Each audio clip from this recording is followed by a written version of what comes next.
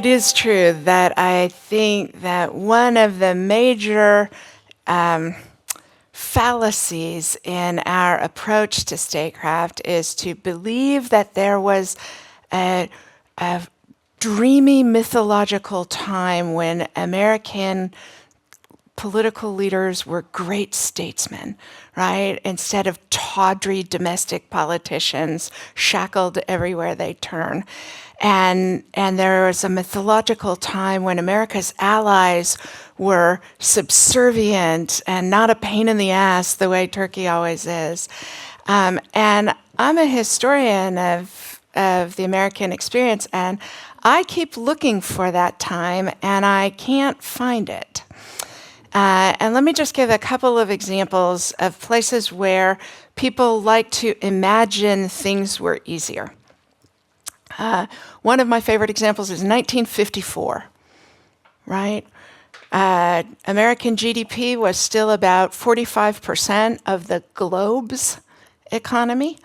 You had the most Atlanticist American president in history, Dwight Eisenhower, right? The great victor of the European campaign in World War II. You had the formation of the NATO alliance, and yet, at this same time, you had the McCarthy hearings going on in the United States, with Dwight Eisenhower declining to intervene to prevent a Red Scare in our country. You had the American military forcibly integrating elementary schools in the American South. Eisenhower had castigated not only President Truman, but also George Marshall, his mentor, as deficient in American foreign policy. And the Eisenhower administration had to threaten our NATO allies that unless they admitted Germany into the European defense community, there would be an agonizing reappraisal of America's commitment to Europe. And the underlying current was we would walk away from European security. And by the way, that threat did not work. Europeans still didn't admit Germany into the European defense community, despite the American threat to walk away in 1954 from Europe, from the defense of Europe. So math class isn't newly hard. Math class is always hard.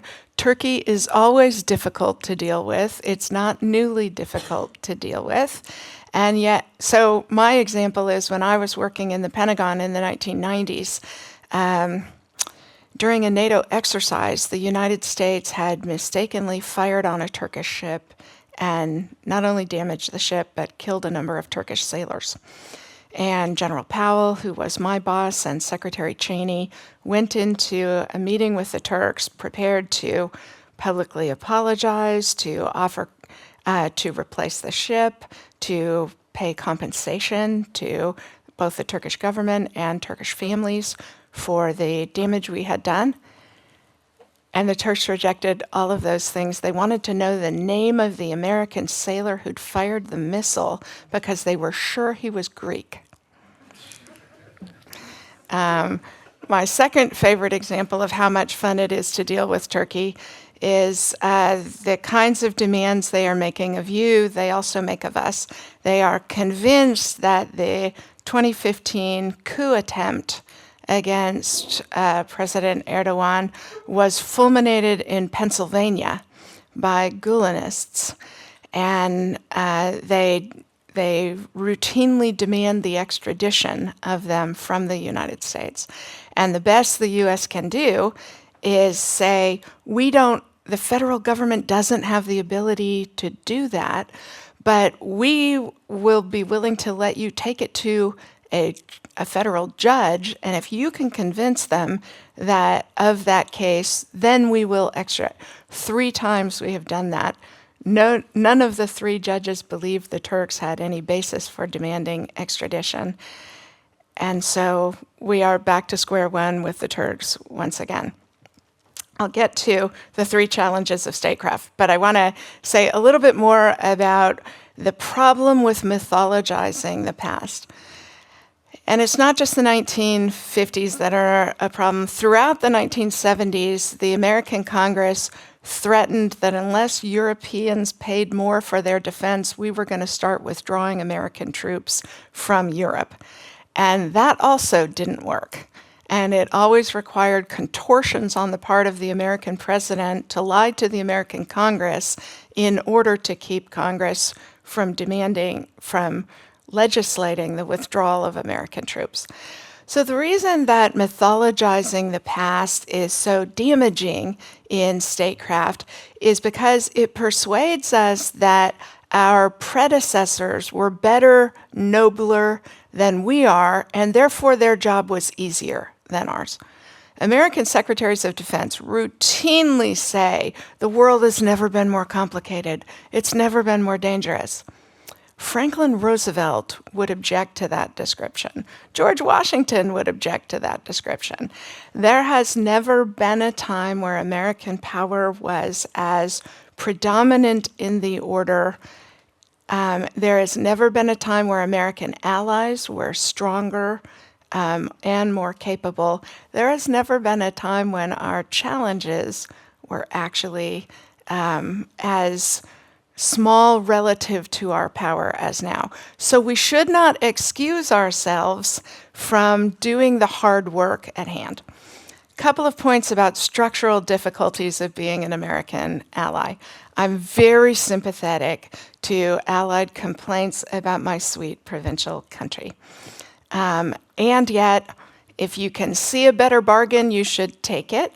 I'm not confident anybody sees a better bargain, so you just have to live and deal with us as a country in which any idiot can get elected president and very often does. As a country whose government is run by amateurs instead of well-seasoned and educated politicians. A couple of thousand political appointees come into the American government with any new presidential administration. Most of them have a commitment to the president's agenda rather than any knowledge about how to run the American government or, great historical examples. It's none of that. It's used car dealers from Tampa, Florida, who raised money to get the president elected. But that system also has advantages. You get the American political system is tied incredibly tightly to American public attitudes, and it's supposed to be that way, right? That Congress is in a perpetual election campaign, that the system is responsive to any president when they come in because they bring so many people in. And the disputatiousness of the system is because a few thousand people come in, you have an incredibly rich strategic debate in the United States because we're all the administration in waiting. That's why you have so many think tanks. That's why the American system is so porous to outside ideas. Let me just give you one example. When I was the poor taxpayer who had to run the 2005 military base closures process, Congress hates closing bases because it's good for local communities, economies. The military thinks we have a third too many military bases, and they want to shut them all in order to spend their money better. There's an elaborate process whereby you have to prove you've shut every overseas military base you can. You have to go around to all of the bases in the communities and see who you can afford to put the political pain on. The Congress can only say yes or no to the entire list because that's the only way you can get anything. In the course of this process in 2005, it became evident that the German government was worried we were going to close bases in Germany, and they started lobbying all over the American Congress about the jobs created in America by. It's so exquisite that people understand how to lobby in our internal politics and do it well. But the other piece of the 2005 was that it became very political. In the run-up, when we were doing all this process in 2004, a presidential election got in the way. John Kerry got this great idea that the U.S. was punishing our allies who didn't support us on the Iraq War by closing bases overseas. And it threatened to derail Democratic votes in Congress for it. And so here's how I solved that problem. I took all the classified studies to Mike O'Hanlon, a prominent Democratic advisor to the Kerry campaign, and he wrote an op-ed in the New York Times saying this was good defense policy and shouldn't be politicized, and that handcuffed the opposition to support the base closures. That's how you get stuff done in the American government. It's tawdry, it's narrow-bore political, and yet that's what you're dealing with as an American ally. And so we're not good at a lot of stuff. It's a highly political process. It's an amateur's process. The mystery isn't that it goes wrong sometimes. The mystery is that you get as much consistency in America's approach to the world as you get. And the reason is because you actually have a very strong consensus in the American public. And I know our disgraced former president feels like an outlier to that, is an outlier to that. In 2015, you can track polling of American public attitudes on this. In 2015, candidate Trump said, allies are taking advantage of the United States, globalization has drawn American jobs overseas, and immigrants are taking our jobs. If I were good enough at my job, my mother wouldn't have voted for President Trump in 2016. But I had failed to connect my view of the world adequately with the average American voter. But what you saw within 2 years was when Americans saw the president's policies, they actually didn't like the application of it. And public attitudes swung by about 15%. 11% of my fellow Republicans crossed the line and voted for a Democrat for president, voted for Democrats in the Congress. So you get wide swings in attitude because we're almost always responding to what we don't like in our own policies. Yet you have strong continuity that people have rights, and they loan them in limited ways to governments for agreed purposes. The United States isn't a good strategic power. We're not tough-minded enough. And we have too wide a margin for error. Unlike Israel or Singapore, we're not good at taking a hard line with allies. We like the people we like.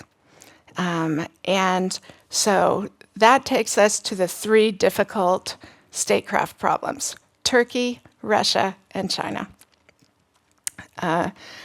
Turkey's going to be unpleasant about Swedish membership, and yet the U.S. desperately wants to get it done. So the likely outcome, probably in the next 2 weeks, if I were betting my money, is going to be President Biden, who loathes President Erdogan, is going to have a big bilateral meeting, put his arm around his shoulders, congratulate him for his election, not say anything about the extent to which Erdogan has collapsed democracy in Turkey, not to say anything about how much we hope he will stop putting his opponents in jail so that he can run against a terrible candidate. And the president is going to cross his fingers behind his back and promise we are going to give F-16s to Turkey, even though Congress is in charge of that, and Senator Menendez, whose wife is an Armenian American, will do it over his dead body. Turkey's in a strong position. We want something badly that Turkey has control over. We're going to make the tawdry bargain, and we're going to hate the Turks a little bit more when we have to do it. The statecraft problem with Russia. What does post-war European security look like? Because It looks to me like we are just going to have to, we don't have a Putin problem, we have a Russia problem. And we are going to have to put the Russians in a cage until we get a Russia that has a different view of its present, its past, and its future than the Russians want right now. And that's going to require a lot of us, but fortunately we know how to do that together. And a smart Russian leader, so I was in Ukraine about 3 weeks ago, and the defense minister really surprised me by saying that he thinks the leadership transition in Russia has been going on since the fall. And that it's not that Prigozhin and people falling out of windows and the musical chairs among generals is Putin puppet mastering his subordinates. It's that he can't prevent it. He's no longer in a strong enough position to prevent it. And as time goes on, that feels more and more true to me. A smart Russian successor to Putin may well be worse than what we are looking at now, because I think Russian society is the problem. But a smart Russian successor would say, that was my predecessor's war, and try and get sanctions lifted and try and get themselves back into energy pipelines and the West. I'd say that's a 5% probability. So we're going to have to deal with this for a generation. And the third problem, easier than the Russia problem, although of greater magnitude, is what do you do about a China that wants to rewrite the rules of the international order? Here, the statecraft challenge is that we think we are looking at a stampedingly successful China, and we no longer are. We don't have the problems of a strong, prosperous China. We have the problems of a China marooned in the middle income trap that will not make the policy changes under this leadership to propel themselves out of it. Per capita GDP in China is $17,000. That's roughly the equivalent of the Dominican Republic. So different set of problems than we are prepared for. And maybe a more urgent set of problems than we are prepared for. Because the United States is good at dealing with rising powers, because they're nouveau riche and arrogant and swaggering. In fact, they're a lot like us. And we can craft mutually beneficial outcomes. We are bad at dealing with dead-end powers. Countries that are willing to accept a bad outcome for others as long as it is a bad outcome for themselves. And that's what we are looking at with those three statecraft problems. And I'll stop there. Thank you very much.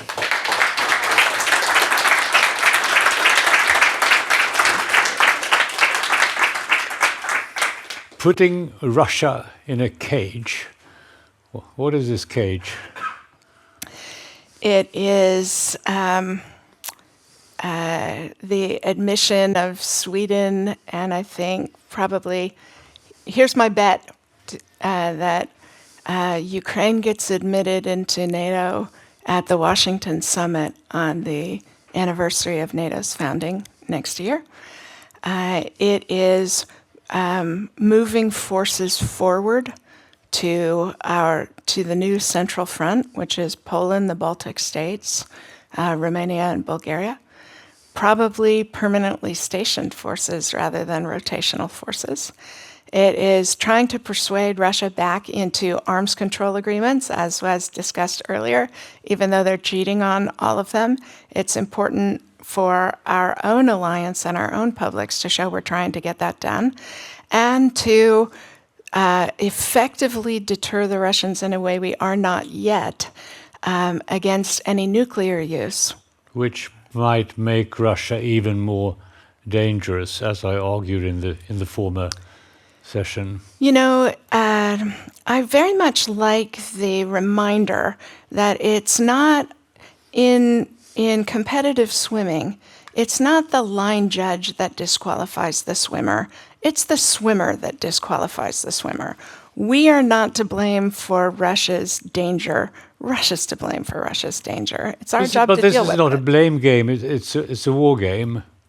I mean, what's the use of blaming each other? I mean, Russia will still be dangerous, will feel even more threatened if there's a NATO build-up around Russia's borders. And yet, they are posing threats that require that of us for the security of the people we're committed to defend. Is Sergei here with any Chinese proverb? Never tease the tiger within the cage. We disagree. Let us disagree. Come and be a panel. No, I'm not prepared to give you that just yet. Because the thank you for that solidarity, my friends and allies. They're getting tired of me now, so I accept it. The allowing the Russians to threaten us. We are the strong ones in this equation. Okay. They are losing a war to Ukraine. We should not be afraid of the dangers they pose. We should be shaping and constraining the dangers they pose. Thank you.